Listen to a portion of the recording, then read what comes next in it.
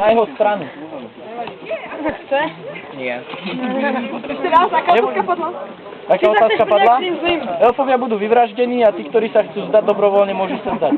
Ak chce niekto utiecť, nebude mu to zazlievať. Ale tí, ktorí budú hrdo chrániť našu pevnosť Narkantes, sa určite zapíšu do mnohých kroník a určite nám bude postavený aj pomník. Nevadí. Áno. Tí, ktorí padnú v boji, tak sa im všetkým dostane veľká česť. Budú. Dobre. Ideme na to. Každý, kto padne, bude na tom pomníku. Je to jedno, či máš písaté uši, či kto. Všetky zásluhy budú odmenené.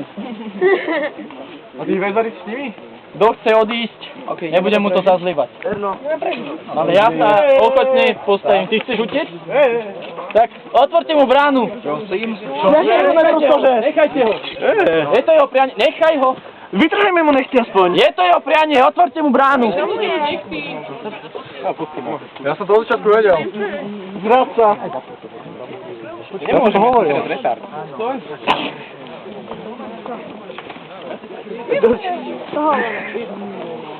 Ja, že by som postavil bránu, lebo ešte ten strnú. No, ukážte. Takže ešte niekto ďalší, kto chce utiecť? Nie, nikdy. Áno. Samozrejme. Pochybuješ, Lešon? Povedz do nich. Takže lukostrovci na hradby. Budete nás kryť. Tí, čo majú štíty a zbranie dopredu. Zbranie. Hradby, ako na Kuzelníci a lukostrovci na hradby. Kuzelníci a lukostrovci, ak to dostanete von, držte sa vzadu.